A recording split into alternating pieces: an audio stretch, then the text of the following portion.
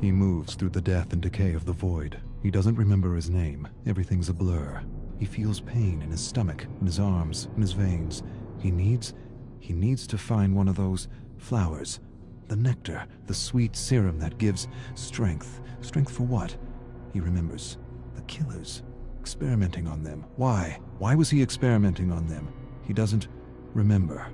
He caused a lot of suffering, but he doesn't feel remorse. He doesn't even know if he should feel remorse. He doesn't feel anything but an ache in the pit of his stomach for power.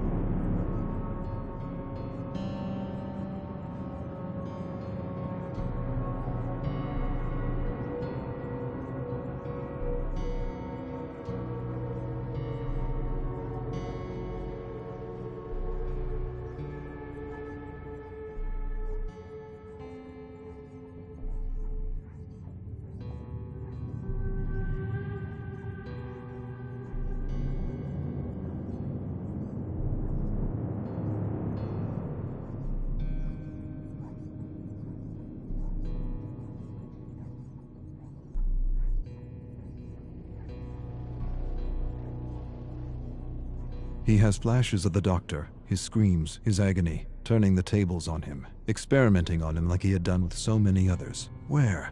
Not here. Somewhere else. Another world. Evan is 14 years old, and he knows something his father doesn't. The thought. Evan sketches his father in a bear suit drowning his mother. He never believed his father's story. Something didn't feel right. His eyes, his grin, his lack of empathy. She was pulled into a current and never seen again. His mother. She was beautiful. Blonde hair, blue eyes, fun, full of compassion. His opposite. She didn't just go out to swim one morning and never come back. She was getting in his way, and no one gets in his way. Not even family. Especially not family. Obedience or death. Evan's tired of obedience. Yes, he's loyal to his father, but he's also loyal to his friends. They talk to him, encourage him, think he's a great artist. He has friends. He's never really had a friend. His father wouldn't allow it. Waste of time. They're using you. Yes, he's loyal to his father, but he's also loyal to his friends. They deserve better.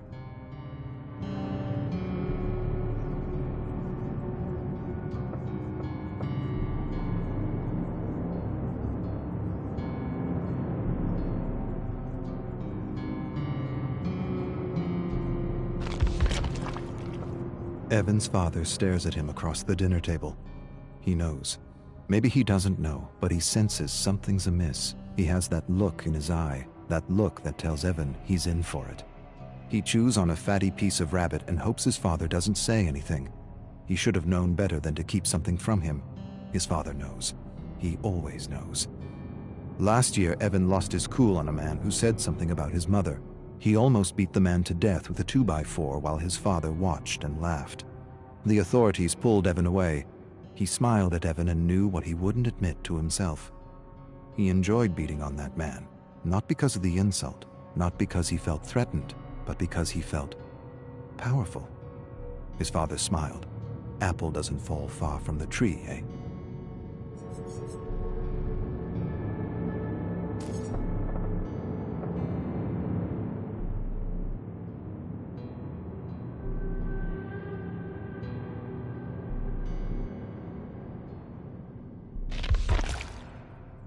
Evan finds his sketches torn to bits. He puts the pieces together, all of them accounted for, except one. He doesn't have the picture of his drowning mother. His father enters his room. Despair and dread overwhelm him. He waits for a blow that never comes. Instead, his father tells him he has instinct, and instinct is everything. He tells him he inherited his instinct from his side of the family, the same instinct that told him Evan was keeping something from him. Don't pretend, I know. A few of your maggot friends sold you out for a few dollars. Evan starts but doesn't say anything. Can't say anything. The words are caught in his throat.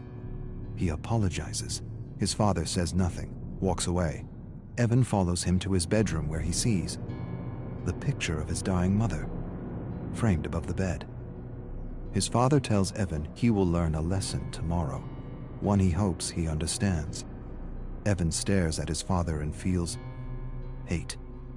Hate for the maggots who betrayed him, and for his father, respect. No, not respect. Admiration.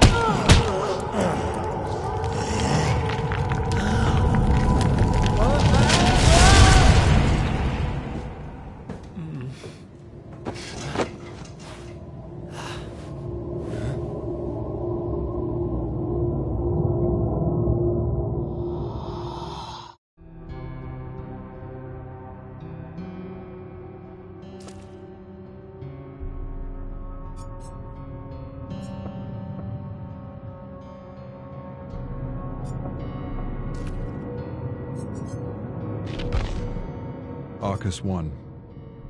I would start at the beginning, but I don't know when that was. Arcus 731.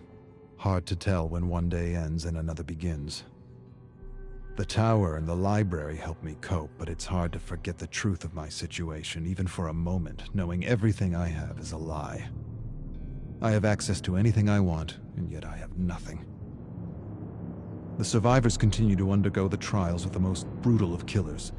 I continue to search the fog for the memories of those who found a way to escape. It sometimes feels like a futile search. But then again, I've got time on my hands. Lots of time.